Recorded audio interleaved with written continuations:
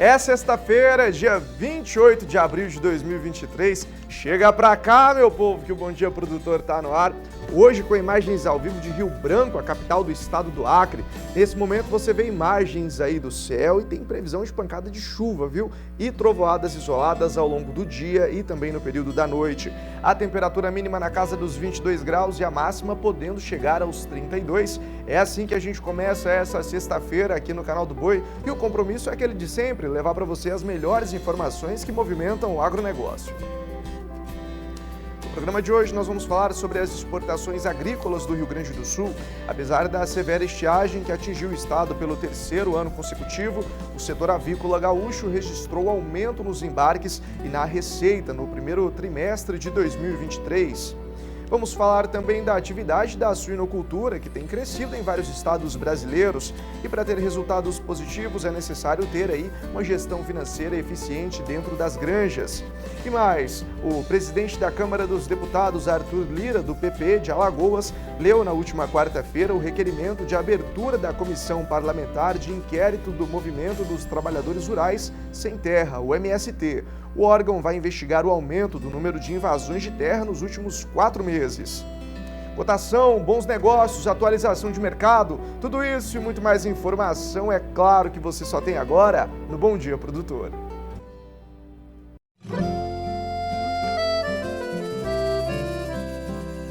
Acorda que o galo já cantou e o sol já vem fazer brotar mais um novo dia.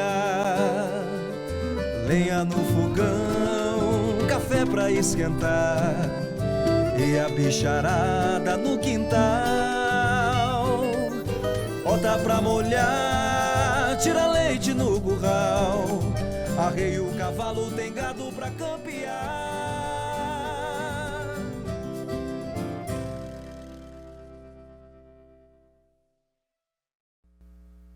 São 8 horas e 5 minutos, horário de Brasília. Bom dia, produtor, está no ar. Nós vamos agora direto para a cotação do boi gordo, com a apuração da Scott Consultoria. Lembra você que são preços para uma boiada comum, à vista e livres de fundo rural. A gente começa sempre pela região sudeste, destacando os preços mínimos, que já abre com queda de R$ 5,00 em Belo Horizonte, como você vê aqui na sua tela. Arroba cotada em R$ 221,50.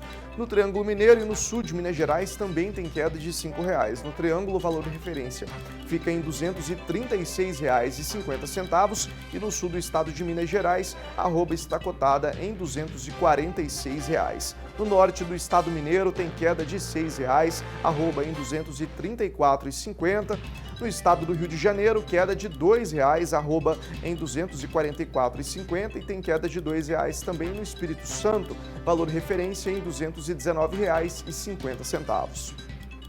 Do sudeste a gente caminha para o sul do nosso país e eu começo por Santa Catarina. Na região oeste houve queda de R$ 5,00, valor referência chegando a R$ 274,00. As outras praças não apresentam variação, são os números que você observa aí na sua tela, lembrando que são preços mínimos para uma boiada comum, à vista e livres de fundo rural.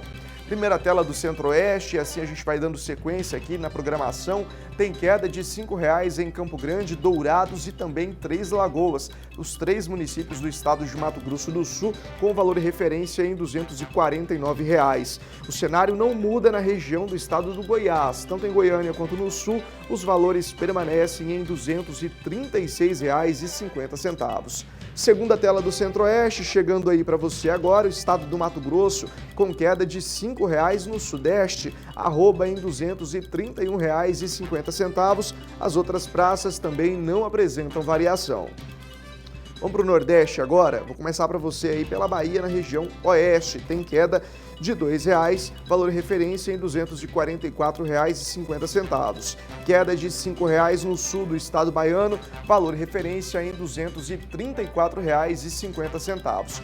Para encerrar esse nosso passeio diário pelas principais praças do nosso país, tem queda de R$ 2,00 em Marabá, no interior do estado paraense, arroba em R$ 224,50, além de queda de R$ 3,00 em Paragominas, município também do interior paraense, arroba em R$ 241,50, como você pode observar aí na tela. Para dar sequência, você vê agora como fechou a cotação do bezerro Nelore com a apuração da Scott Consultoria.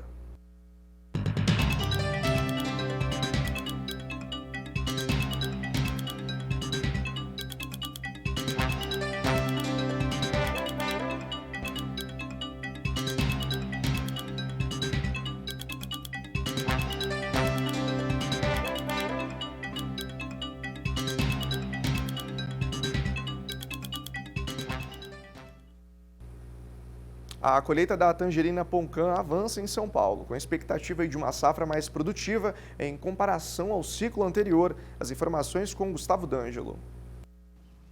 O estado paulista começou a colheita de tangerina Poncã em março, ainda em ritmo lento e com oferta limitada. Agora, em abril, as atividades de campo se intensificaram, mas o pico da safra ocorre a partir da segunda quinzena de maio.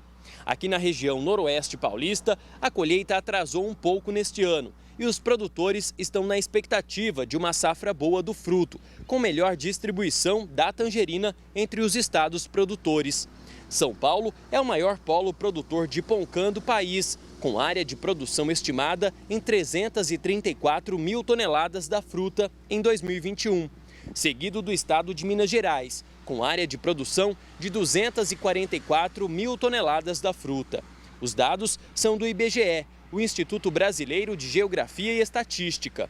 Na safra deste ano, a produção é satisfatória da tangerina no estado paulista. E ainda por alguns fatores climáticos na região de Minas Gerais, as perspectivas são positivas no mercado. De Araçatuba, São Paulo, Gustavo D'Angelo. E apesar da severa estiagem que atingiu o Rio Grande do Sul pelo terceiro ano consecutivo e outras adversidades, o setor avícola gaúcho registrou aumento nos embarques e na receita no primeiro trimestre de 2023. As proteínas animais, como o frango e os ovos, bateram recordes nos números de exportações. Vamos ao Rio Grande do Sul conversar com Graciela Caíno, que nos traz as informações. Graciela, seja bem-vinda. Olá! O primeiro trimestre das exportações avícolas gaúchas de carnes de frango in natura e em produtos processados registrou alta de 8,5%. O setor embarcou mais de 187 mil toneladas nos primeiros 3 meses do ano. O faturamento, considerando o alto custo de produção e a variação cambial em desaceleração, acompanhou a alta, saindo de 313 para mais de 386 milhões de dólares. Diferença que representa 23,3% de crescimento em capital financeiro. A exportação também foi favorável no mercado de ovos, com crescimento de 86,9% no volume de vendas, passando de 471 toneladas de janeiro a março de 2022 para 880 toneladas no primeiro trimestre de 2023. O faturamento seguiu o fluxo da produção e extrapolou os 100% de alta. As informações são da Organização Avícola do Rio Grande do Sul. Isso se reflete aí que a demanda pelo produto brasileiro ela continua. Ela sofre algumas oscilações em detrimento aí a tudo que acontece, né, no mundo, as adversidades, as crises, né, os casos de influenza aviária, mas, né, no exterior, aliás, mas no Brasil continua com status livre de influenza aviária e atendendo aí diversos mercados. Né? O setor vem fazendo o seu trabalho em relação a intensificar as medidas de biosseguridade, né? O setor tem sido competitivo em matéria, né, de diversificação de produtos e qualidade, né? E também isso reflete aí a fidelização de alguns mercados e a abertura de novos mercados, inclusive a ampliação de cotas aí que vem sendo muito bem trabalhados e conduzidos tanto por parte do nosso Ministério da Agricultura quanto por parte aí da nossa Associação Brasileira de Proteína Animal. Mas vejam bem que é importante citar que o custo de produção, né, todas as taxas, né, e o custo de logística que nós temos ainda impactam, né, fortemente aí no nosso setor. Então nem tudo é, né, esse ganho extraordinário que se imagina, né, quando nós temos que analisar o custo. Né? O nosso custo ainda continua pesado e a nossa economia interna ainda é instável, gerando aí dificuldades no mercado interno. A informação foi do presidente executivo da Organização Avícola, José Eduardo dos Santos. Voltamos com vocês aí no estúdio. A Agência Nacional de Transportes Terrestres realizou durante essa semana a primeira audiência pública sobre o projeto de concessão da Malha Oeste Ferrovia, que vai ligar aí Mato Grosso do Sul ao estado de São Paulo. O objetivo foi coletar sugestões e contribuições que vão compor o edital e os estudos de viabilidade técnica, econômica e também ambiental da ferrovia.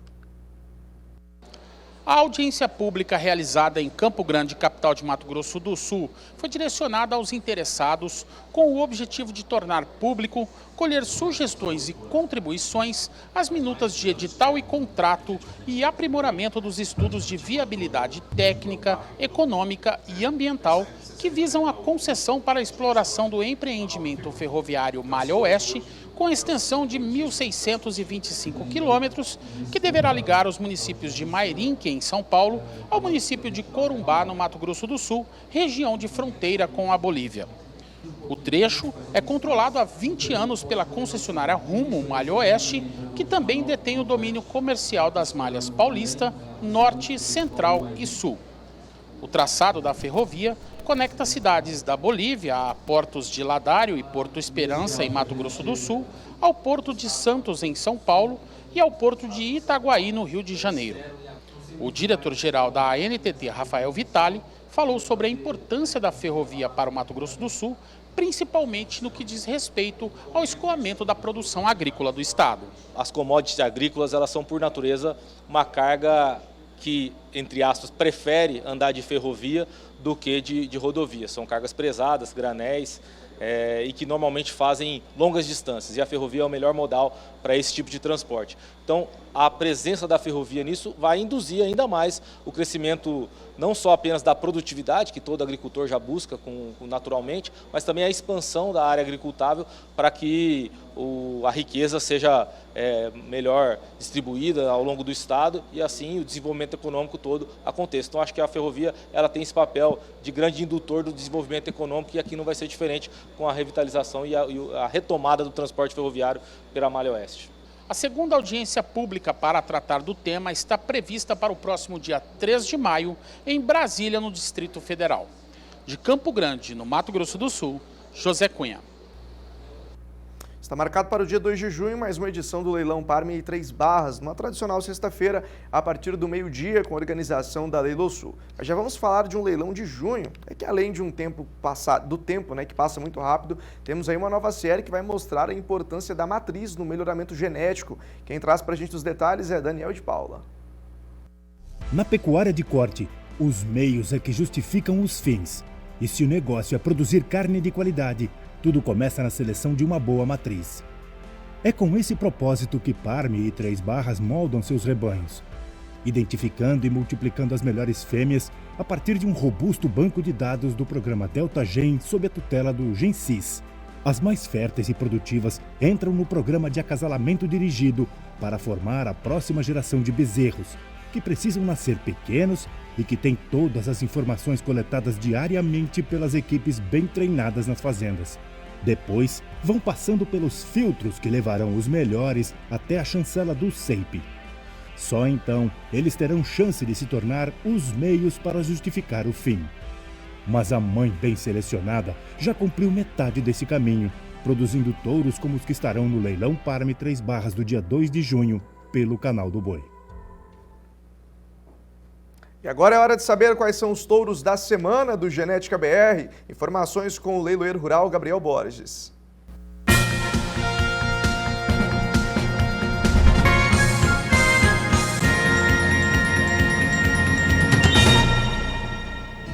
E a bateria Touros da semana traz a heterose do Angus. Traz aqui para você 5 reprodutores Aberdeen Angus extraordinários. O primeiro que a gente traz na tela aqui, ó, é o lote número 39, é o 3E T-Bone.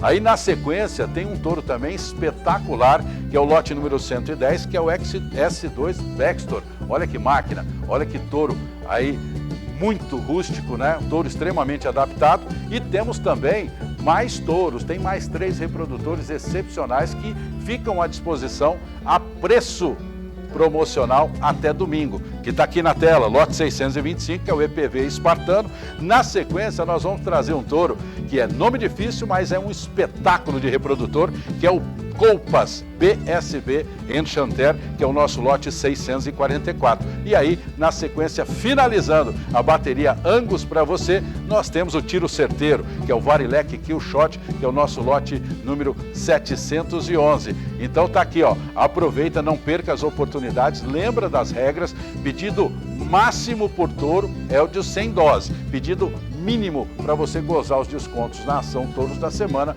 é um pacote de 200 doses. E lembra que nos investimentos acima de 3 mil, nós entregamos para você a custo zero. Um grande abraço e nos acompanhe na grade de programação do SBA.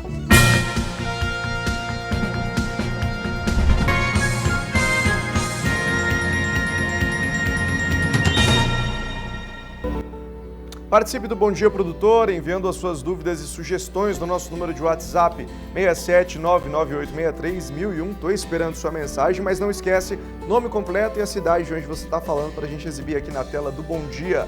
Olha só, o presidente da Câmara dos Deputados, Arthur Lira, do PP de Alagoas, leu durante essa semana o requerimento de abertura da Comissão Parlamentar de Inquérito, a CPI do Movimento dos Trabalhadores Rurais Sem Terra. Assunto da nossa mesa redonda que você acompanha daqui a pouco aqui no Bom Dia Produtor. Não perca!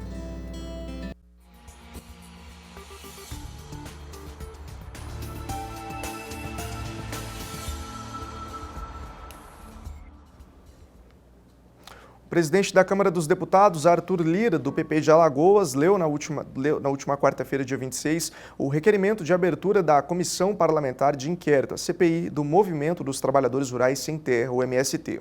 O órgão vai investigar o aumento do número de invasões de terra nos últimos 4 meses. Somente em abril deste ano, pelo menos 11 propriedades rurais foram invadidas. Entre os alvos das ações, os militantes em diversos estados aqui estão fazendas, áreas públicas e órgãos como prédios da Empresa Brasileira de Pesquisa Agropecuária, a Embrapa, e do Instituto Nacional de Colonização e Reforma Agrária, o INCRA. O pedido de abertura da CPI foi protocolado no dia 15 de março na Câmara e o requerimento teve 172 nomes.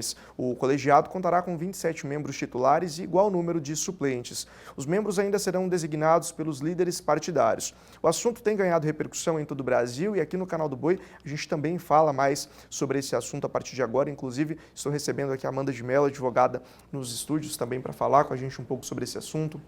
O deputado Rodolfo Nogueira também nos acompanhando nessa manhã para trazer mais informações sobre a situação do estado de Mato Grosso do Sul. E direto de São Paulo também contamos com a participação do deputado federal Ricardo Salles, que entra junto conosco, um dos principais nomes aí cotados para assumir essa CPI.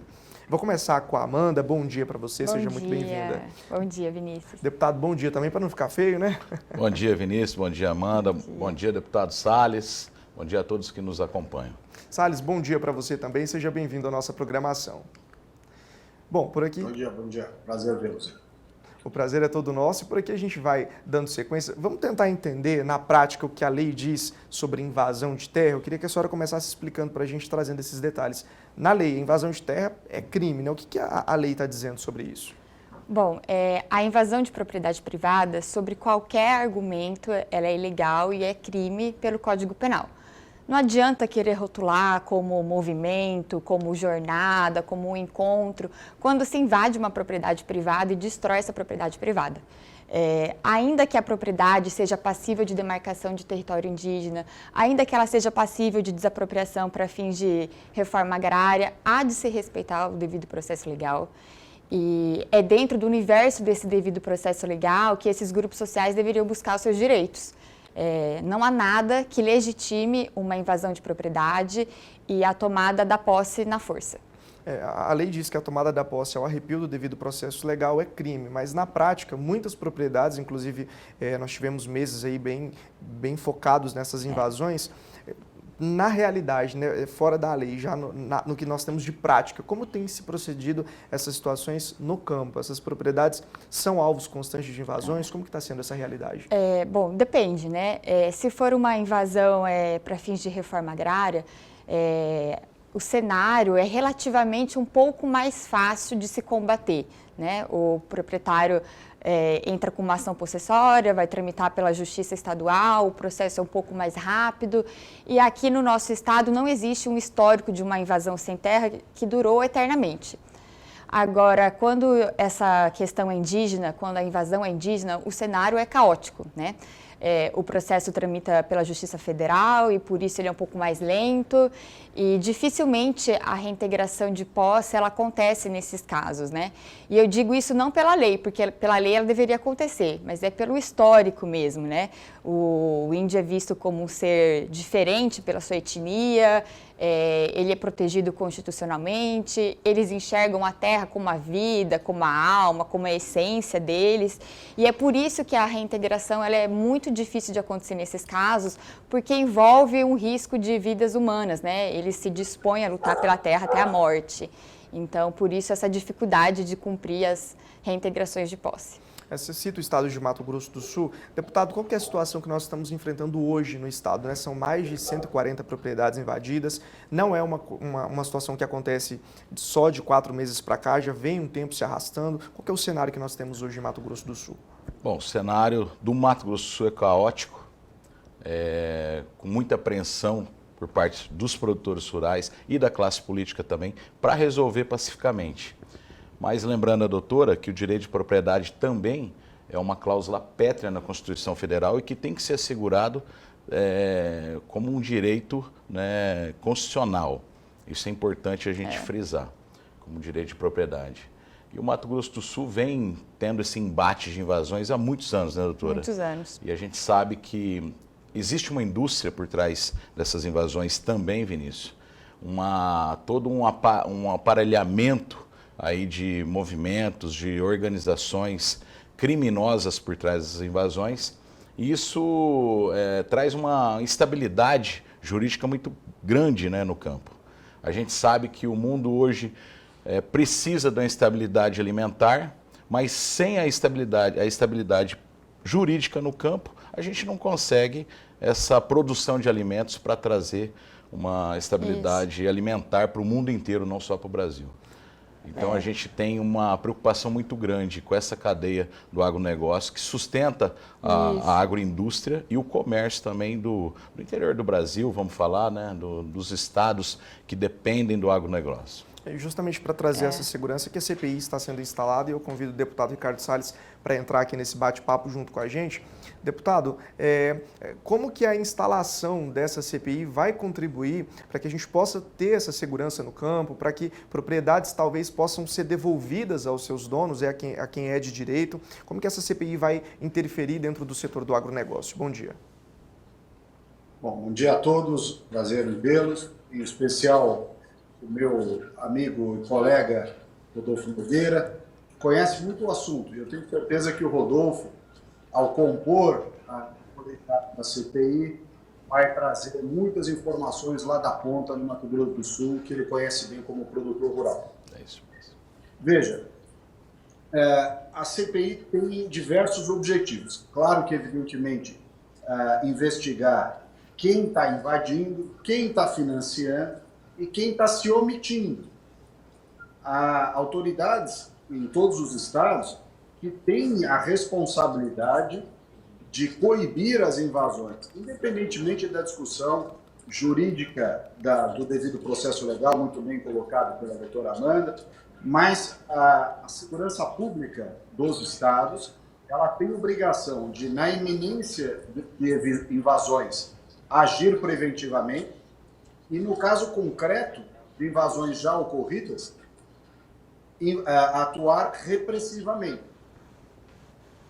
O proprietário tem aquela possibilidade de responder dentro de uma certa proporcionalidade com o próprio uso da força, mas o Estado não pode se omitir, como nós temos visto em várias jurisdições. Muito bem. O que a CPI deve logo de cara fazer? Trazer, creio eu, isso se confirmada a presidência da CPI com o tenente-coronel Zucco e a relatoria comigo, nós vamos convidar, se for necessário, convocar, mas convidar seria a maneira inicial, todos os líderes de cada um desses grupos nos respectivos estados, para dar oportunidade de que eles tratem uma espécie de trégua, uma espécie de oferta de ações de negociação e não de invasão. E dali por diante, o desenrolar da CPI, obviamente, demonstrará qual é o caminho do recurso, qual é o caminho das estruturas logísticas que esse pessoal tem empregado, qual é o caminho do planejamento que eles têm feito, mas Bom, nós tivemos um pequeno problema com a conexão do deputado Ricardo Salles, mas a gente continua por aqui. Voltou? Pode colocar ele no ar novamente, então. Peço desculpa que entrou uma ligação.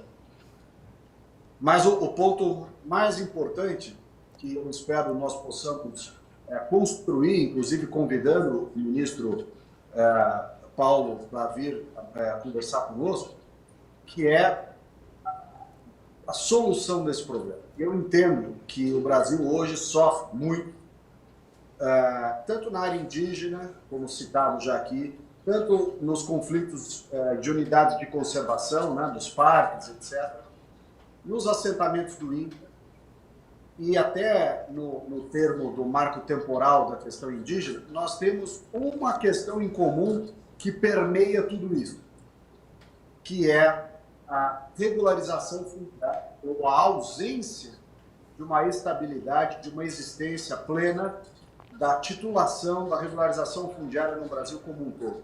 Um país que não tem assegurado o direito de propriedade através da regularização fundiária, e isso desde o pequeno assentado que recebeu lotes do INCRA no passado e até hoje não possui título do lote que recebeu, até grandes proprietários, que têm áreas até hoje em discussão demarcatória e tudo mais. A questão fundiária no Brasil está no cerne da grande maioria desses problemas.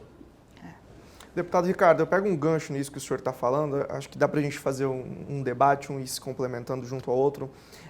Existe, por exemplo, no Mato Grosso do Sul, muitas propriedades que foram invadidas e a reintegração de posse, às vezes, até um mandado até é expedido, mas ela não acontece, né? A propriedade não volta para quem é de direito. Como que resolve essa situação? A gente tem o caso, por exemplo, da produtora Vanilda Valentim, de Dourados, tem a Tereza Cristina, uma produtora rural que mora na região de Aquidauana, tem muitos produtores aí que tiveram suas propriedades invadidas e eles, mesmo tendo o direito à reintegração de posse, essa reintegração não acontece. Nesse caso, qual é o procedimento? O que fazer? É cruzar os braços e esperar ou tem alguma alternativa, alguma solução para ser feita? Bom, eu acho que a reintegração ela não acontece, né, no cenário indígena. Como eu havia dito, ela é muito mais difícil porque envolve toda uma questão ideológica, né, por trás. Então, é muito mais difícil de acontecer. E, como eu disse, eu digo com base, né, no histórico, porque pela lei deveria acontecer. Mas no cenário das invasões sem terra, é relativamente mais fácil de se conseguir uma reintegração de posse, porque aqui no nosso estado, né, o histórico é de que acontece e não teve nenhuma invasão sem terra que durou eternamente. Mas indígena, a questão é realmente caótica e eu falo que o produtor não pode deixar que a sua fazenda seja invadida, porque uma vez invadida é muito difícil de tirar. E um outro problema, doutora, que a gente sabe que existe, né, como lá em Dourados agora, nesses dias agora, semana retrasada, né, uma propriedade foi invadida por uma invasão indígena, né, nessa propriedade, uma pequena propriedade próxima à cidade, e o Estado do Mato Grosso do Sul, através da Secretaria de Segurança, e aqui eu quero deixar um grande abraço para o meu amigo delegado Carlos, né, que vem à frente da pasta da Secretaria, tem feito um grande trabalho nessa reintegração aqui no Estado. Eles fizeram a retirada da invasão dos índios, mas como o proprietário não estava preparado para trazer uma segurança particular nessa área, a área foi retomada novamente pelos indígenas. Isso, a gente realmente precisa de uma intervenção política, governamental, para que essa estabilidade, principalmente no cumprimento da lei, segurança jurídica. A segurança jurídica seja estabelecida.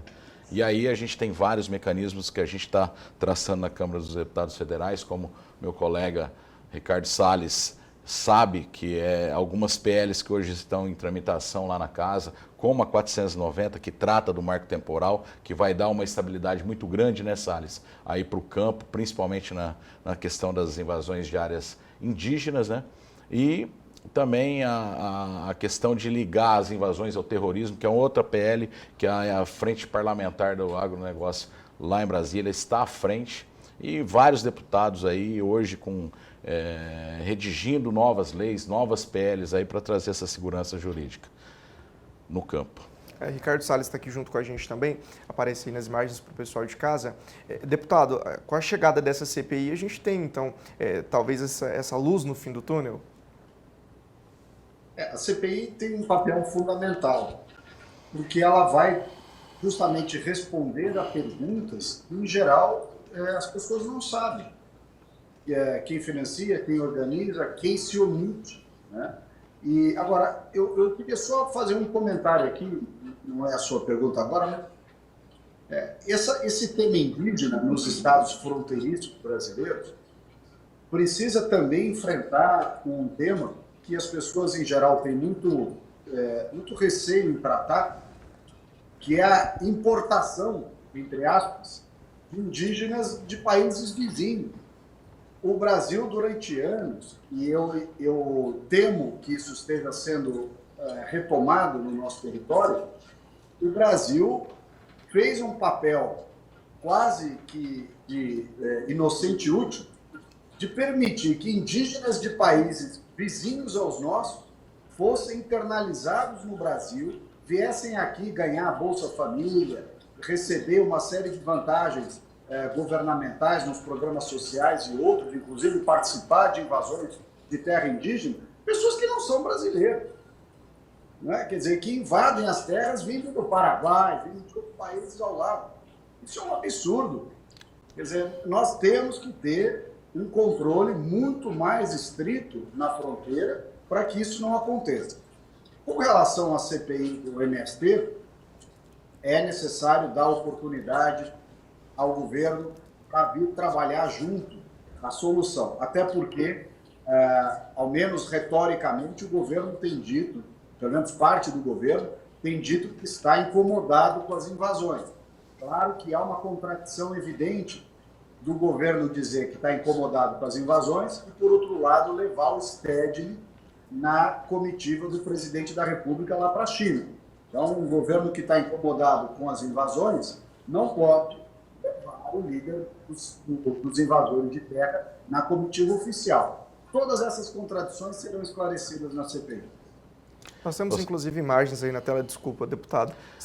Lembrando o Salles que na semana que o Stedley faz uma ameaça, cria um caos, cria um pânico no produtor rural, ele é convidado para integrar essa comitiva do Lula, né, Salles? Então a gente vê que esse governo atual instituiu o agronegócio como inimigo número 1, não só pelas invasões, mas pelo plano geral desse governo, Salles. E assim, a gente vê com espanto, né? Um líder desse movimento criminoso, né? Onde o Código Penal rotula que é crime invadir terras, então um líder desse movimento criminoso ser convidado para apresentar junto com a comitiva do Brasil numa visita internacional onde foi tratado vários assuntos do agronegócio lá na China. Agora que o pessoal comentou. Oi, Salles.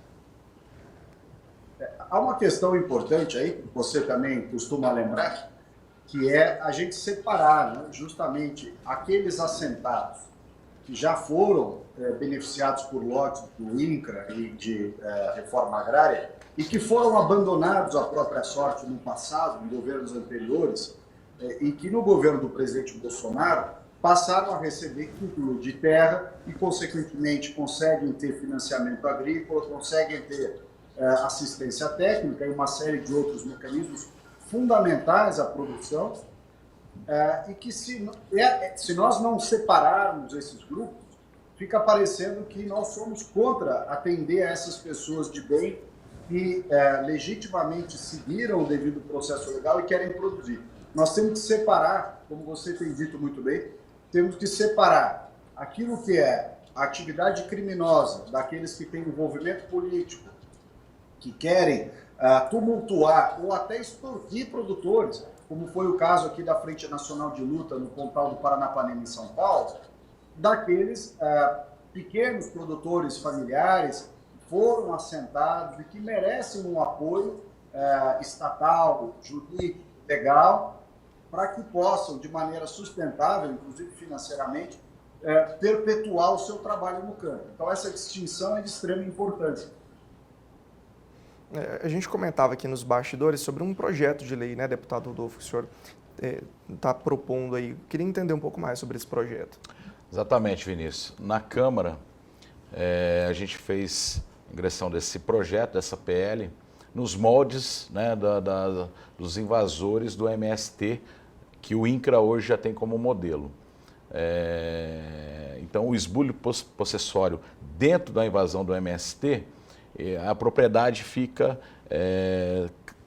totalmente cancelada de qualquer demarcação ou, né, estudo antropológico. A gente está trazendo essa lei do MST para dentro dessa lei das invasões indígenas também e quilombolas. Então, uma propriedade que seja invadida por indígenas, ela vai ficar totalmente suspensa dos estudos e da demarcação, assim como as invasões quilombolas também, a gente vai trazer essa linha. E fiz um outro artigo também, falando que em caso dessas invasões atingir a sede, né, as instalações, curral e os bens móveis, né, forem depredados, essa pena aumenta para 5 anos, porque no caso da lei que trata do MST, a propriedade ela fica proibida, né, da reforma agrária por 2 anos e a reincidência por 4 anos. E nessa lei, quando se invade a sede, que a gente sabe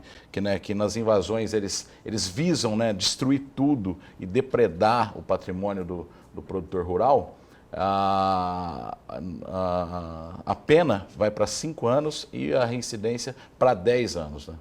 Invadindo sede e depredando bens móveis, né, na propriedade. E justamente falando um pouco mais sobre isso, doutora, hoje, qual é a realidade que nós temos na lei? Como é que ações como essas podem contribuir para que a gente tenha um cenário de mudança? Olha, acho que esse projeto de lei é fantástico, vai contribuir muito, né, porque existem mecanismos jurídicos, mas falta mais segurança para esses mecanismos jurídicos, para essas ações possessórias.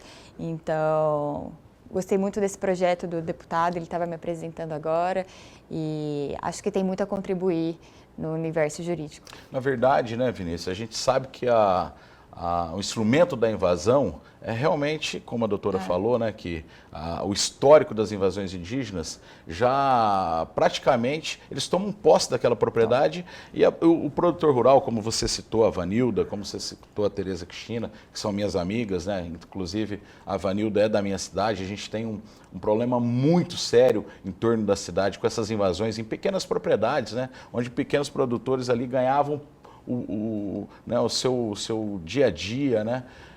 E hoje são tolhidos de produzir, são tolhidos de receber qualquer provimento, né, financeiro, porque as áreas estão invadidas e impossibilidades disso. Então, a gente com uma lei dessa, com a PL 490, né, e também com o instrumento da CPI hoje tão importante, porque lembrando o Vinícius, lembrando o nosso deputado, essa invasão não vai ser só, essa CPI não vai ser só direta ao movimento MST. Essa CPI também vai trazer as invasões indígenas pelo país também. Então a gente vai trazer a limpo, né, Salles?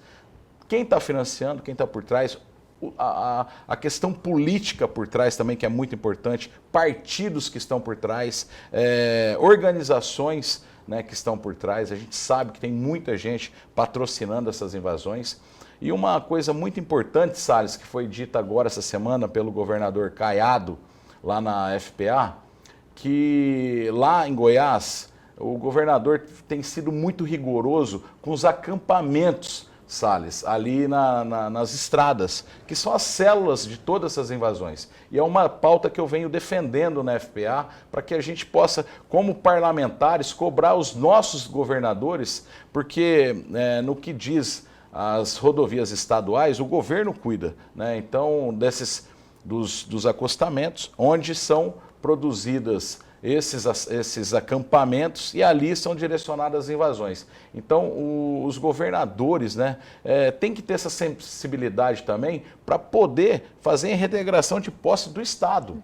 E os parlamentares, Salles, aí eu trago uma ideia, a gente fazer uma união ali na Câmara para que a gente possa cobrar o governo federal para que cobre o DENIT para acabar com essas invasões dos acostamentos das rodovias, que são os focos e as células dessas invasões todas pelo Brasil afora. Salles, um ponto importante a ser abordado também durante essa CPI, né? Pois é, a omissão do governo federal diante desses grupos que organizam a invasão de propriedade, a qualquer título, em qualquer estado, é objeto certamente do nosso trabalho na CPI. Porque a omissão preventiva, como bem disse o Rodolfo, lembrando da fala do governador Caiado, quando da última reunião da Frente Parlamentar da Agropecuária, justamente esta omissão permite que as invasões aconteçam. Se você age em caráter preventivo, você tem um caráter dissuasório de invasões. Você já sabe de antemão quem está lá, cadastra essas pessoas, registra seu nome, CPF. Você já sabe de antemão que, havendo invasão, destruição de propriedade, roubo de insumos, de máquinas, de gás, de qualquer coisa, você já tem a lista de quem responsabilizar. Então, é de fundamental importância esse trabalho prévio. Agora, nós não temos, neste momento, um sinal claro do governo federal de que haveria espaço para coibir, seja em caráter preventivo, como bem dito agora, seja em caráter repressivo a posteriori. Nada indica que o governo vai fazer isso. Repito, há um discurso contraditório. De um lado dizendo que está incomodado com as invasões, porque estaria trazendo prejuízo à imagem do governo federal junto à classe rural, à classe média em geral. Entretanto, embora tente fazer um jogo de cena que está constrangido e contrário às invasões, os atos até agora vistos são atos que incentivam moralmente, juridicamente, financeiramente, todas essas invasões no território nacional em diversos estados. Agora, Salles, o senhor é um dos principais nomes aí cotados para assumir essa CPI. Como que deve ser a sua atuação, né, com essa instalação, se assumir de fato mesmo o direcionamento? Como que vai ser a sua atuação, os caminhos que serão percorridos durante esse período? Veja, nós não vamos fazer uma CPI para virar um circo, isso nós não vamos fazer. Eu ainda não fui oficializado como relator, nem tampouco o Zucco como presidente, então vamos respeitar aqui o rito da Câmara dos Deputados. Essa é uma prerrogativa do nosso presidente Arthur Lira, de decidir, junto com os líderes partidários, os nomes. Claro que há, até como já noticiado pela imprensa, um certo consenso de que Zucco presidirá e eu serei o relator, mas não quero falar ainda nessa condição. Quero dizer como parlamentar, independentemente da relatoria. Nós temos, nesta CPI, assim como deveríamos em todas elas, mas nessa em especial, manter a sobriedade, trazer dados técnicos, fazer uma discussão objetiva sobre fatos concretos e sobre soluções. Não se trata aqui só de expor o problema. Precisa expor o problema, evidentemente, mas também precisa encaminhar soluções para que o Brasil tenha a tão desejada paz no campo.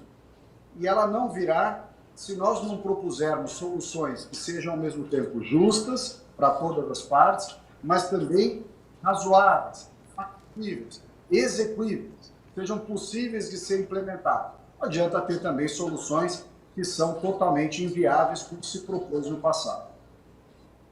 Agora, muito se fala da legítima defesa, né? E aí eu pergunto para a doutora Amanda, como que o produtor rural pode atuar quando ele percebe que a propriedade dele está sendo invadida? Tem o risco dele se defender e acabar saindo preso, por exemplo, de dentro da própria casa? É o desforço imediato, né, que eles chamam. É uma garantia prevista em lei, nada mais é do que a legítima defesa da posse, e ela é garantida pela lei. E é quando, assim, é uma medida preventiva e uma medida de resposta, né? Quando se tem os rumores de que a fazenda vai ser invadida, jornalistas vão até lá, né? Tem toda essa prevenção e é uma medida garantida pela lei. Então, é previsto e eu acho que ela é muito eficiente, muito válida mesmo. E pode ser usada a mesma energia com que o esbulho, né, com que a invasão tenha, você pode usar a mesma energia. Então, se foi uma invasão à força, o produtor pode usar a mesma energia da força para se defender nesse caso de invasão, né, doutora? Nós temos imagens na tela, inclusive, a partir de agora, mostrando alguns desses movimentos aí espalhados pelo Brasil. Mato Grosso do Sul vem vivendo um cenário atípico, como a gente já comentou no início. São muitas invasões. No ano passado nós tivemos, né, na região de fronteira com o Paraguai. Esse ano nós tivemos várias invasões também acontecendo. Dá para condicionar isso com esse afrouxamento que a gente teve desde o dia 1º de janeiro? Sim, a gente vê que no governo do presidente Bolsonaro, o campo ficou um momento de paz, né? De produção, crescimento de produtividade em todas as áreas, pecuária, soja, milho, todos os níveis atingidos e crescendo, né? E a gente viu o produtor animado com essa segurança jurídica, Vinícius, investindo na sua produção. Né? A gente sabe que no governo do presidente Bolsonaro foram 25 invasões de terra durante 4 anos. Né? A gente pega outros dados aí do FHC, que era uma invasão por dia no governo do Fernando Henrique Cardoso, e do Lula 20 invasões por mês. Né? Então a gente sabe que o governo do presidente Bolsonaro trouxe essa estabilidade jurídica para o campo e o campo cresceu. E a gente tem essa preocupação, Vinícius, justamente do que hoje o campo vive um momento de recessão.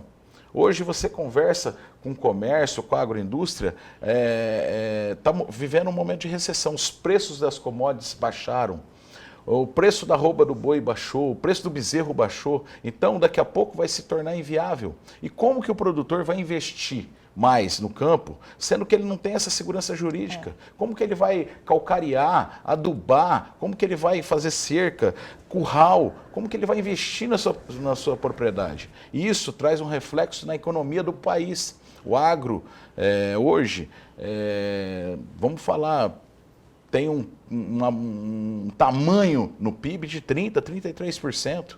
Estados como os nossos, Mato Grosso do Sul, Mato Grosso, né, a gente sabe Goiás, Santa Catarina, vive do agronegócio. A indústria do Mato Grosso do Sul vive do agronegócio. Então a gente sabe que essa recessão já chegou, né, as empresas de implementos já tiveram um cancelamento muito grande de vendas, de contratos, né, que foram cancelados, de maquinário, de insumos agrícolas. A indústria do calcário caiu pela metade a venda.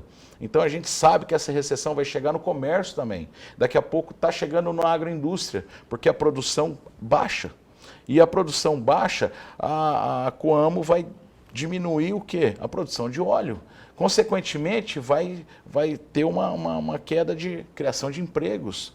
Então a gente sabe que a nossa preocupação é com o desenvolvimento econômico também do país e do nosso estado. Por isso, essa luta na bancada federal, com o nosso ex-ministro, deputado Salles, meu amigo, né, defendendo essa CPI, para quê? Para que o homem do campo esteja seguro, né, com essa proteção jurídica e tenha essa paz tão sonhada no campo aí para produzir alimentos. O que a gente vem percebendo é que outros braços a partir do MST vão surgindo também, né? A gente tem agora o FNL, outros movimentos que já vão se expandindo aí pelo nosso país. Se chamar o Salles de volta para a nossa conversa, a gente já vai caminhando para o final da entrevista.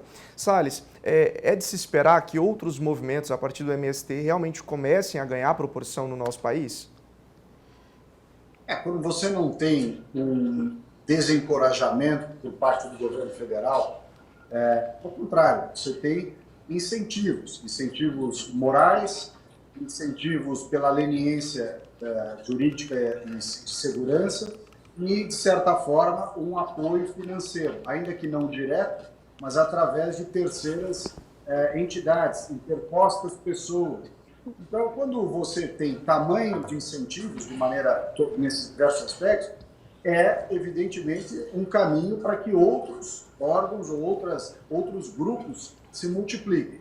Esse é o momento de ação da sociedade. Em cada estado da federação, há uma realidade específica de grupos que se organizam, de lideranças desses grupos que manipulam, que arranjam dinheiro, que fazem a logística, né? E cada estado, portanto, deverá se mobilizar, os produtores rurais de cada estado do Brasil deverão se mobilizar para que em cada estado seja constatada a informação na sua completude e a gente possa fazer um bom trabalho na CPI. E eu fico muito contente, repito aqui, de que o estado do Mato Grosso do Sul esteja muito bem representado nesse trabalho da CPI, para além de tudo que já é feito na Câmara Federal, pelo nosso Rodolfo Nogueira, né, o que a gente chama carinhosamente lá do gordinho do Bolsonaro, grande deputado federal e que conhece o campo, representa muito bem o estado do Mato Grosso do Sul. Deputado Ricardo, a gente vai caminhando para o final, queria que o senhor deixasse suas considerações.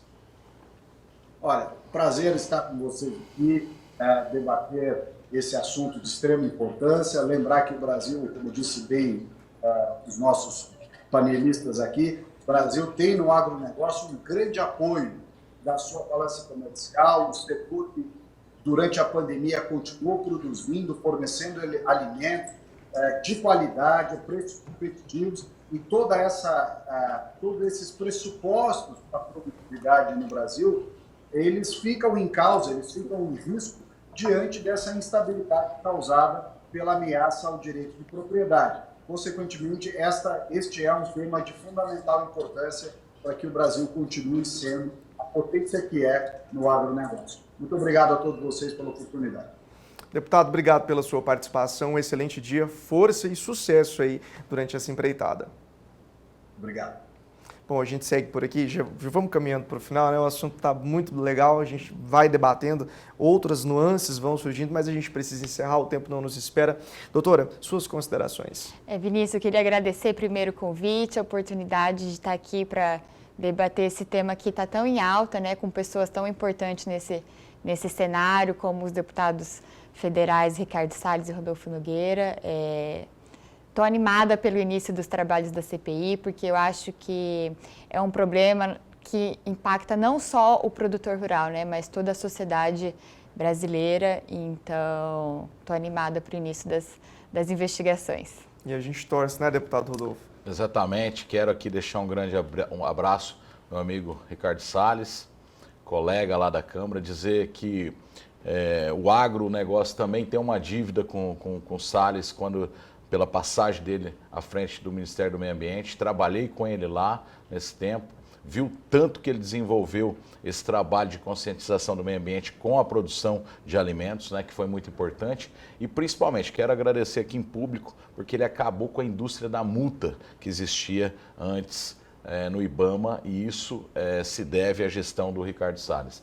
E agora, né, à frente dessa CPI das invasões, tão importante também para o agronegócio, né, para a estabilidade jurídica no campo, e agradecer o nosso ex-ministro e hoje deputado federal Ricardo Salles pela participação aqui do tema, né, e a importância dele nessa CPI. Agradecer a doutora Amanda também, né, que vem nos ajudando, né, defendendo os produtores aqui no estado, né, que a gente sabe que é uma luta, né, doutora? Porque a gente sabe que tem, de um outro lado, a procuradoria, né, os procuradores que são tutores, né, dos índios, então eles tendem a defender realmente a classe indígena, e a gente sabe que a parte jurídica que faz a defesa do homem do campo hoje tem um importante papel aí nesse alinhamento para trazer a dignidade, né, respeito e acima de tudo, a justiça para o homem do campo. Agradecer o Vinícius, né, por essa oportunidade e dizer que nós estamos à frente da Câmara dos Deputados Federais trabalhando em prol do agronegócio. Realmente, meu mandato está muito focado, né, nesse tema nosso que é o agronegócio, que é o meu setor, de onde eu vim, né, a minha raiz, e dizer que essa CPI, realmente, nós vamos trazer a verdade para o país. Quem financia, quem ajuda, quem divulga, os governos que são negligentes, ou até mesmo, né, como não foi dito aqui, um governador que sustenta ali com uma cesta básica esses acampamentos, ele está participando desses crimes, né, e a gente vai trazer essa apuração. Então, para o Brasil inteiro, para o mundo inteiro, essa CPI vai ser muito importante, trazer a paz no campo, no Brasil, que o produtor tanto espera. Obrigado, Vinícius. Nós que agradecemos a participação de todos vocês aqui, um excelente dia. E lembrando para o pessoal de casa que essa entrevista vai ficar disponível na íntegra lá no nosso canal do YouTube para você rever. De repente tem alguma dúvida, encaminha para a gente que esse assunto vai voltar a ser tema aqui no Bom Dia Produtor. E é claro que a gente está junto com você, produtor rural, para levar as melhores informações.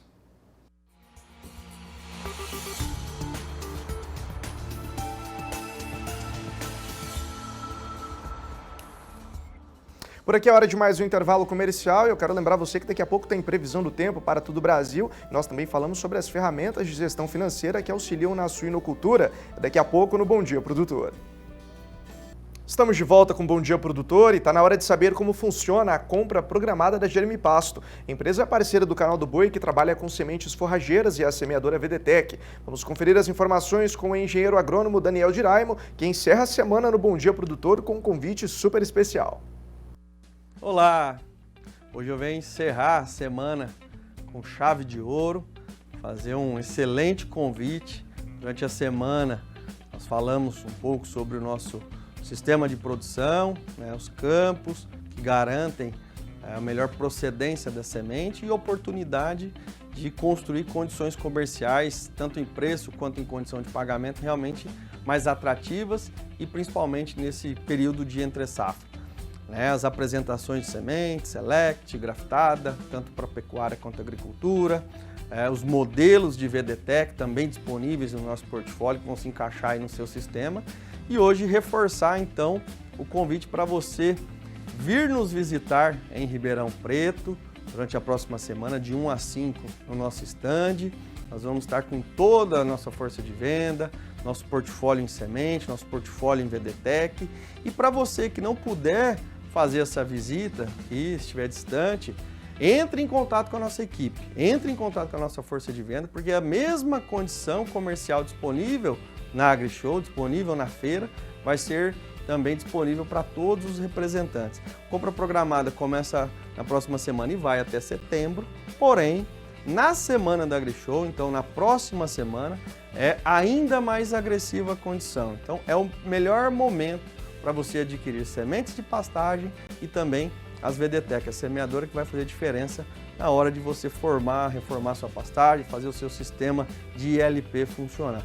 Então reforço o convite, venha nos visitar, venha fazer um bom negócio conosco e para aquele que não puder estar presente em Ribeirão Preto, entre em contato com a nossa equipe comercial que com certeza fará um negócio imperdível para essa próxima safra. Você lojista, você representante comercial também tem oportunidade de negócio para a gente estar fechando na próxima semana.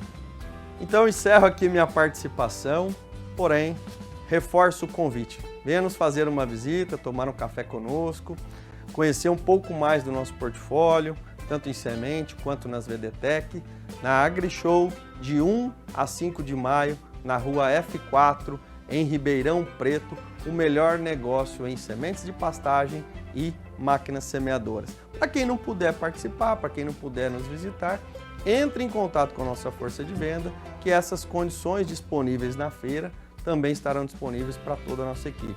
Para você lojista, para você representante comercial, com certeza também tem bons negócios. Um grande abraço e aguardo você. Em sua 11ª edição, o Rally da Pecuária segue um novo roteiro de visitas a produtores e coleta de amostras de pastagens por todo o país. Ao longo da expedição, que teve início no dia 16 de novembro, os técnicos levam informações aos participantes sobre mercado, produtividade e sustentabilidade. Em sua 11ª edição, o Rally da Pecuária segue um novo roteiro de visitas a produtores e coleta de amostras de pastagens por todo o país.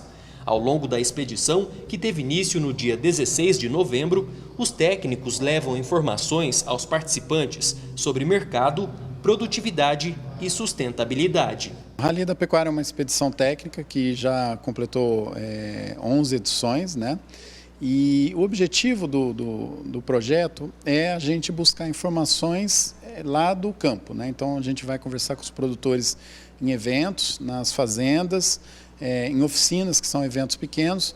Nesses eventos a gente passa questionário para que eles respondam, né? E claro, a gente tem que devolver alguma coisa para o produtor. Então a gente devolve informação, seja por relatórios que a gente vai mandar para quem preenche o questionário, ou seja, via palestras, né, nos eventos que a gente faz. Aqui em Araçatuba, a equipe do Rally da Pecuária realizou um evento técnico no auditório do edifício Ciram, o Sindicato Rural da Alta Noroeste. Durante o encontro, que reuniu produtores e técnicos, foi apresentado o cenário de preços e o mercado de carne na região. Bom, a pecuária paulista mudou muito, assim como a brasileira toda. A pecuária paulista ela foi mais pressionada ainda. Então nós estamos cercados por várias atividades que rendem bastante, e isso faz com que os produtores busquem aumentar o pacote tecnológico. Então a gente ainda tem muita baixa tecnologia, mas hoje São Paulo tem o 9º rebanho do país, é o 2º maior produtor de carne, o 1º exportador, né, do ranking do país. O peso médio de abate em 2022 entre macho e fêmeas ficou próximo de 19 arrobas. Isso mostra o tanto que São Paulo está incorporando tecnologia e se distanciando aí, diferenciando, né, mesmo entre os principais estados produtores. O diretor do Ciram, Antônio César Vilela, destacou a importância da realização do evento na cidade. É de grande importância um evento como esse na nossa região, porque acho que, acima de tudo, reúne a classe dos produtores rurais, dos pecuaristas, né, da nossa cidade, Araçatuba. E a gente tem uma oportunidade de trocar ideias, ter um bate-papo sobre perspectivas do mercado atual, do mercado futuro, né? A gente vem aí algumas turbulências no setor, então eu acho de grande importância essa troca de ideias e informações para a nossa cidade, para os produtores, para os pecuaristas. Então, para nós aqui do Ciram é de extrema importância. Quem participou do encontro aprovou a iniciativa e aproveitou a oportunidade para trocar experiências e se atualizar sobre o setor pecuário brasileiro. A contribuição é muito valiosa, um evento muito técnico, traz resultados, medições confiáveis, e isso só tem a agregar na produtividade do produtor e do pecuarista, porque hoje, sem tecnologia, não existe resultado. E os dados ali mostram, quanto mais se imprimir tecnologia, maior é o resultado por hectare. É sempre muito prazeroso escutar o Maurício Palma Nogueira. Ele sempre traz informações relevantes do mercado, né, mostrando muito como que está o reflexo da nossa pecuária, e ele sempre traz alguns pontos para chamar nossa atenção, e algumas oportunidades que podem estar na mesa. E então a gente sai de um evento, de um encontro como esse, enxergando algumas oportunidades, e sai daqui pensando em tentar aproveitar essas oportunidades da melhor maneira possível. Então um evento assim contribui bastante para a gente. De Araçatuba, São Paulo, Gustavo D'Angelo. E o Fernando, da cidade de Tamboril, lá no estado do Ceará, perguntou pra gente sobre o uso da silagem de sorgo para potencializar a engorda do boi. Essa pergunta chegou pelo WhatsApp do Bom Dia Produtor e nós fomos atrás da resposta. Fui até a Fazenda Pecuária BR conversar com um médico veterinário especialista em nutrição para trazer essa resposta para o Fernando. É isso mesmo, Fernando. Obrigado aí por ter enviado para a gente a sua mensagem, direto da cidade de Tamboril, no estado do Ceará. A gente veio atrás da resposta, viu? Inclusive, vou conversar com o seu xará, Fernando Flores, está aqui do meu lado, especialista em nutrição, médico veterinário, atua há muito tempo, né, nessa área. Fernando, a pergunta dele é muito simples, né? Como que ele pode utilizar o sorgo para poder fazer a nutrição do rebanho dele? Vai começar lá na propriedade com a engorda dos animais. O sorgo é uma boa alternativa? Como que pode ser feito o uso? Bom, é muito importante a pergunta dele, né? Porque aí está a essência de todo o trabalho feito dentro do confinamento, né? Então toda a viabilidade no confinamento, a melhor adaptação dos animais está voltada à qualidade da silagem, né? E quando a gente fala em qualidade da silagem, nós falamos em todo o produto, né? Assim, desde o momento que ele é plantado, a escolha do produto adequado, né? No caso ele citou o sorgo, né? Para a região dele, né? Então que ele conheça, que ele entenda qual é o melhor produto a ser plantado naquele local, né? E se falando de sorgo, né, nós temos várias situações no sorgo que nós temos que citar nesse momento, né? Uma delas é a forma como, o ponto que devemos cortar o sorgo, né? Então assim, o sorgo ele produz um grão, né? E esse grão ele é muito interessante na nutrição dos animais. Porém, na silagem, nós temos uma pequena dificuldade para quebrar esses grãos, porque são grãos muito pequenos, né? O que é diferente na silagem de milho, que o equipamento ele consegue, com uma peça chamada cracker, esmagar esse grão, né? Mas já no caso do sorgo a gente não tem como fazer isso. Então o ponto da escolha para o início do corte é muito importante no caso do sorgo, né? O que seria esse ponto? Seria um ponto onde esse grão não estivesse tão duro, né?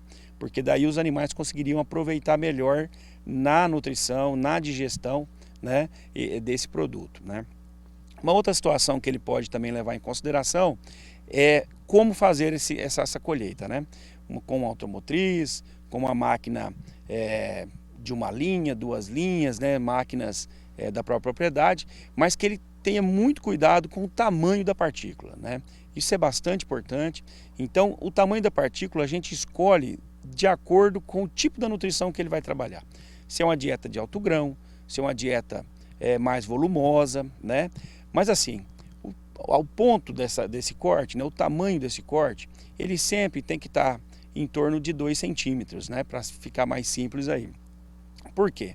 Porque a gente consegue ter um aproveitamento melhor, né? Porque quando a gente tem mais áreas de contato, né, e esse animal também tem um pouco mais de dificuldade para selecionar esse produto no coxo. Quando as partículas são muito grandes, acabam sobrando, né, tendo desperdício, né? As formas como a gente pode escolher para armazenar esse produto. Também é muito importante que ele cuide desse processo, né? Então, assim, uma forma muito eficiente é o corte in natura, né? Que é cortar e servir para os animais, né? Interessante que o que seja cortado no dia seja usado no próprio dia, né? Essa é uma técnica bastante importante, porque muitas qualidades desse produto não se perdem no processo de ensilagem, né, com o produto in natura, né?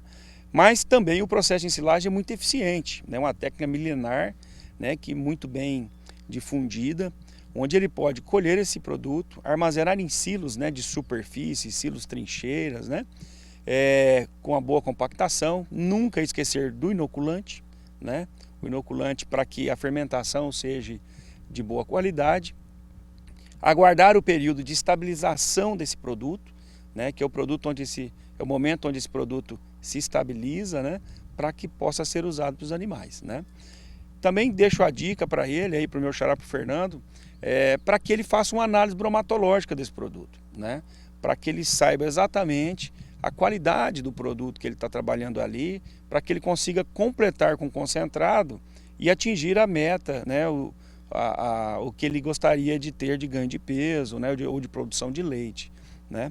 E também dizer a ele que o investimento na silagem é um investimento muito inteligente, porque você tem um ponto de proteína e um ponto de energia com um custo muito baixo dentro da propriedade, né?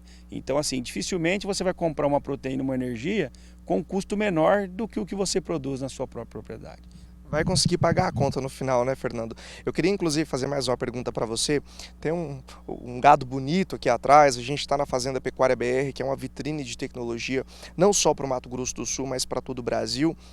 Qual é o resultado, né, que a silagem de sorgo traz para o rebanho quando ele passa a ser alimentado e, claro, seguindo aí todas as orientações? Bom, a silagem de sorgo é uma silagem fantástica, uma silagem muito difundida, né, muito trabalhada já no país. Eu considero como uma das 3 melhores que nós podemos plantar. E assim, toda a nutrição, ela completa, né, com concentrado, né? Então, assim, ele pode chegar a resultados fantásticos, né, que ele tenha planejado com a silagem de sorgo. Para quem quiser mais informações, como que faz para procurar o pessoal aí? Bom, a Flores Consultoria está aqui em Campo Grande, né, sediada em Campo Grande, mas atende todo o Brasil, né? E vocês podem entrar aí no nosso Instagram, Flores Consultoria, e estaremos aí respondendo todas as perguntas que vocês fizerem a nós também. O Ministério da Agricultura e Pecuária reuniu nesta quinta-feira em um grupo de ex-ministros da pasta para debater os obstáculos já enfrentados e os próximos desafios da agropecuária brasileira. Temas como sustentabilidade, segurança alimentar, crédito rural e inovação foram abordados pelos ministros. Um verdadeiro time, 11 ex-ministros da Agricultura que nos últimos 40 anos controlaram e promoveram o agro brasileiro, estiveram juntos em Brasília. Esses convidados debateram tecnologia, orçamento e o futuro do agronegócio a convite do atual ministro Carlos Fávaro. Estou muito feliz então hoje de ter um mato-grossense à frente do Ministério da Agricultura e quero trabalhar e me dedicar para que possa deixar algum legado nesse ministério. O encontro dos ex-ministros foi um misto de conhecimento e troca de experiências entre todas as gerações que ajudaram o Brasil a ser uma potência mundial na produção agrícola. Esse verdadeiro time, chamado por Carlos Fávaro, agora é consultor do ministro da Agricultura. Uma ideia que tem tudo para prosperar. O Brasil tem uma responsabilidade que nunca teve antes e tem agora histórica de garantir comida, energia e resolver a questão climática para o mundo inteirinho. Eu estou bastante feliz de estar aqui junto com o Fávaro, que é da mesma cidade, mas feliz com tantos outros ministros que contribuíram tanto com a agricultura brasileira. Um encontro bastante importante. O ex-ministro Alisson Paulinelli, um dos nomes mais importantes para a produção agrícola brasileira, participou de modo online e foi muito aplaudido. De Brasília, Flávia Rabelo.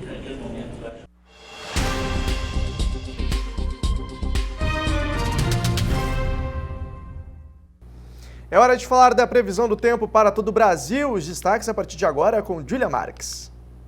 Estou de volta, Vinícius, e nesta sexta-feira destaque para os contrastes na previsão. Se por um lado o tempo se mantém firme sobre partes do Centro-Sul e interior do Nordeste, a chuva se destaca nas demais regiões. Nuvens carregadas são destaque sobre a faixa norte do país. A zona de convergência intertropical, conhecida como a Z-City, tem mantido a chuva constante e volumosa, o que tem resultado em um solo muito úmido, dificultando o andamento das atividades de colheita em partes do norte e nordeste, como no Pará e Maranhão. Nesta sexta-feira, a chuva ainda pode ser expressiva, especialmente entre o norte do Amazonas e em Roraima, com volumes em torno de 50 milímetros. Na faixa que vai desde o Amapá até o norte do Piauí, também são esperados volumes significativos. Toda essa instabilidade segue associada à faixa de nuvens carregadas que se forma nas áreas tropicais. Só não chove nesta sexta-feira nas áreas mais claras do mapa, entre Tocantins, Bahia, sul do Piauí, partes da Paraíba, Pernambuco e Alagoas. E tem chuvarada no Mato Grosso do Sul nos próximos 15 dias. E o que chama a atenção é a irregularidade das pancadas. Cidades como Miranda e Bataguaçu registraram volumes acima dos 200 milímetros, segundo o Instituto Nacional de Meteorologia. Enquanto isso, na cidade de Umirim, choveu apenas 38 milímetros em 2 semanas. Em Campo Grande, choveu cerca de 85 milímetros. Essa chuva, de modo geral, faz a manutenção da água disponível no solo e garante o bom desenvolvimento das lavouras. Mas, em excesso, prejudica os tratos culturais então o produtor precisa ficar atento ao ataque de pragas e doenças. No decorrer desses próximos dias, o tempo firme deve predominar no Mato Grosso do Sul, assim como em boa parte do Mato Grosso e Goiás, devido ao avanço de uma massa de ar seco que inibe a formação de instabilidades. Então, o tempo estará favorável para o produtor conferir como anda a saúde das plantas e fazer as aplicações devidas.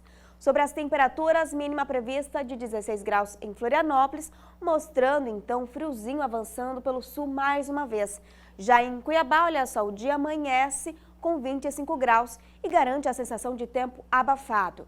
À tarde, a temperatura deve chegar aos 29 graus em Campo Grande e 31 em Belém.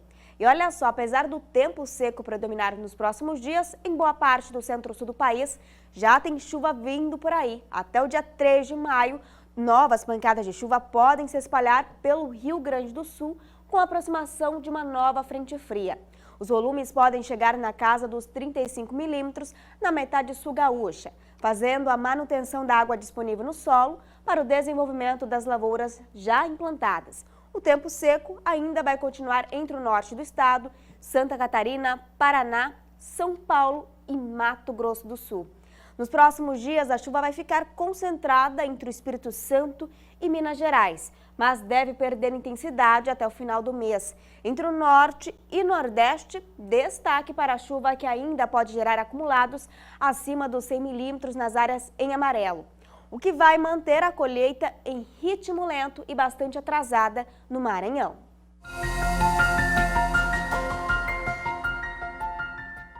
E agora chegou a sua vez aqui no Agroclima. E a previsão do tempo hoje vai para o Daniel de Oliveira, de Campo Grande, Mato Grosso do Sul. Daniel, muito obrigada por acompanhar o nosso programa. E olha só, vai ter sol garantido até domingo. Já na segunda, a previsão daquela chuva mais isolada. Máxima hoje de 27 graus e mínima de 17. Essa outra previsão aqui vai para o Aladias Cardoso, de Paramirim, Bahia.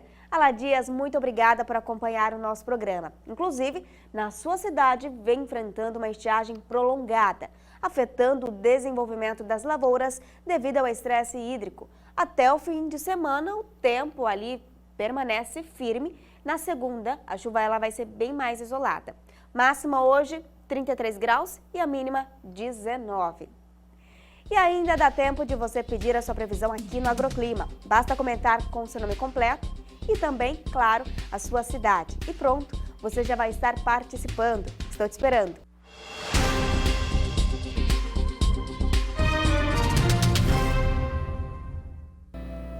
Bom dia, produtor, está chegando ao fim. Muito obrigado pela sua companhia durante toda essa semana. Lembra você que essa edição daqui a pouco fica disponível lá no nosso canal do YouTube para você conferir e rever as entrevistas e também as reportagens. Enquanto isso, aproveita e dá uma passadinha no portal canaldoboi.com e fique ligado aqui na nossa programação que durante o dia ainda tem muita coisa boa para acontecer. Obrigado pela sua audiência, bom final de semana, até segunda. Tchau, tchau.